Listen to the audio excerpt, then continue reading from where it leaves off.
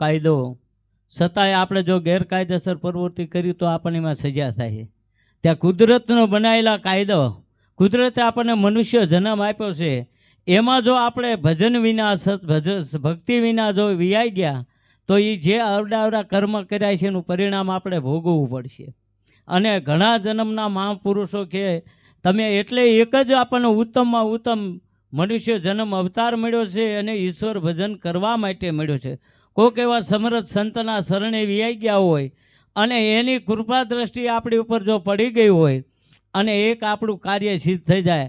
આપણે જ વાત કરી તો આપણા વિસામણ જેવા મહાન જોધા બારોટિયા હતા, છતાં એ પીર થઈ ગયા. આપો જાદરો, આપા દાના, આપા રતા, અનેક સંતો આવા, અનેક ભક્તો છે. પરબના પીર હાદુડ ભગત, દેવીદાસ બાપુ જેવા, અને એથી આગળ જાવીએ તો ગેબીનાથ કેવો કે પછી ઠેઠ આ સત્તાધાર લગી પહોંચી ગયા. આ એકાબીજે એમને મળ્યા અને કમાણી કાંઈક કરતા ગયા તો આ બધું કાર્ય એમને સિદ્ધ થયું. નકર એ એકઈ મોડા હતા નહીં, પણ જેને જેને સંતનો ભેટો થયો એના કાર્ય સિદ્ધ થઈ ગયા.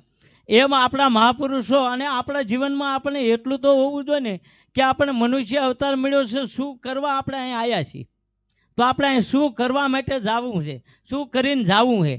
તો એટલી આપણને ભગવાને કીધું છે કે આયો તારે બંદા શું બોલી બોલું તો હવે બોલીમાં ઘણો ફેર છે. આ સાહેબને સમીરા વિના પાર ન પહોંચ્યા તો કાયા છે ધુતારાના શેર છે. રવિ સાહેબે જેવાય કીધું કે ભલામણા તું અહીંયા કેવું બોલ દઈને આવ્યો છો અને છતાંય તું જો ભજન વિના વિયોજા અને મનુષ્ય અવતાર એળે જાય. આપણે તોરલે કીધું છે કે ભક્તિ છે આ નુગરા સુજાણે સંસાર એનો એળે ગયો અવતાર. આવો અવતાર મનુષ્ય મળ્યો અને જો ભજન વિના વિયોજાય તો આપણો એળે ગયેલો અવતાર મનુષ્ય ગણાય. એટલે ઉત્તમોત્તમ જેટલી આપણામાં મનુષ્ય જાગૃતિમાં મળે ભગવાન ઈશ્વર ભજવાનું જો એ કાર્ય આપણને હાથમાં આવી જાય અને કોઈક સંતના સડે તો ભવ આપણો પાર ઉતરી જાય છે, બેડલો પાર ઉતરી જાય. એવા અનેક સંતોની આપણે વાણી છે, અનેક સંતોએ આપણે ભજન દ્વારા સિદ્ધાંત સમજવા માટે ઘણા બધા પ્રયત્નો કર્યા છે. એમાં આપણે કેટલાય સંતોના આપણે જીવન ચરિત્ર જોઈ તો આપણને એમ થઈ જાય કે વાહ ભાઈ વાહ. કે હજી એક તાજો દાખલો કહેવાય, એક હમીરો કરી અને સેલાણીનો ભેટો થયો. સેલાણીએ કીધું કે અરે પણ આ ભેગું તારું હૃદય સાફ કરી નાખીને એ એક કાર્ય સિદ્ધ કર્યા જેવું છે કે પણ જ નથી. ઈશ્વર ભજન માટે તો મનુષ્ય માત્ર બધા હરખા જ છે. એટલે એને ન માનતો મારે ઘીરે પૂછવા જવું પડે. ઘીરે પૂછવાનો સમય ગયો અને છેલણસિંહ બાપુ જે ભોંયરાની અંદર બે ગયા એમ 12 મહિના લગીને રોજ આવે 12 મહિને જતા છેલણસિંહ બાપુ ભેગા થયા કે અરે અમીરા શું તું હજી અહીંયા છો? કે હા બાપુ, તમે મને જે શબ્દ કીધા સંતના શબ્દે ઝેર ચડ્યો, જે શબ્દ કીધા અને મને રાત દિવસ નીંદર ન આવતી. મને રાત દિવસ આમ એમ થાય કે હવે હું શું કરું શું ન કરું. એટલે મને આજ તમે સમજણ, એટલે શેલણસિંહ બાપુએ એને સમજણ દીધી અને ભક્તિનો માર્ગ બતાવ્યો અને ભજન દીધું. અને ત્યારે કીધું કે અરે અમીરા તે તને ઉગ્યું તો બરોબર છે ને? કે બાપુ બરોબર. ત્યારે એને એક ભજન ગાયું,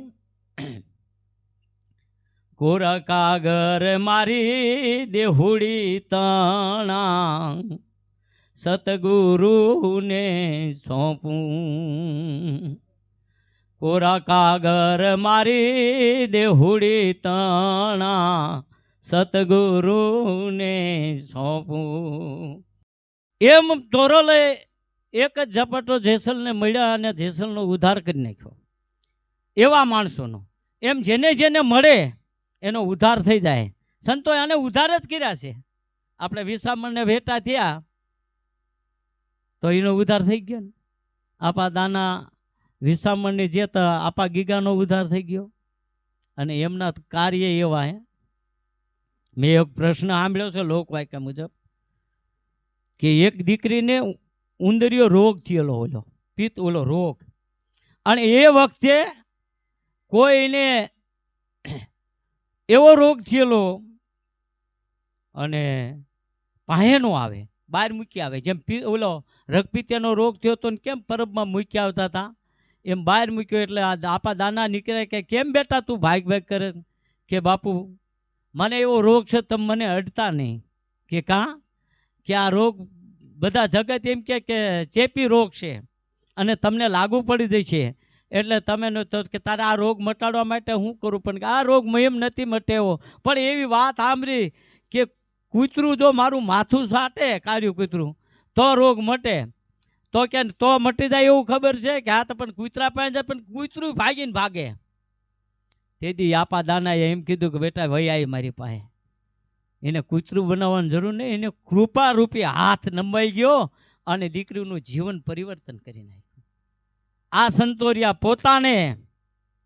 પોતા હાટું, પોતા ભલે પોતાના બીજાના, આપણે મૂળદાસ બાપુ જેવા બીજાના ખાતર પોતે બદનામ થાય પણ બીજાનો ઉદ્ધાર કરી દે, દીકરીઓને કૂવા પડતા અટકાડે. સંતોના આવા કામ છે. આપણે હર્ષદભાઈ એ વાણી ગાવ, એક ભજનની મજા આવે. હા, એવો સુરે સુતો પ્રાણી માયાના ઘેનમાં, હજી તને નિંદરાયું કે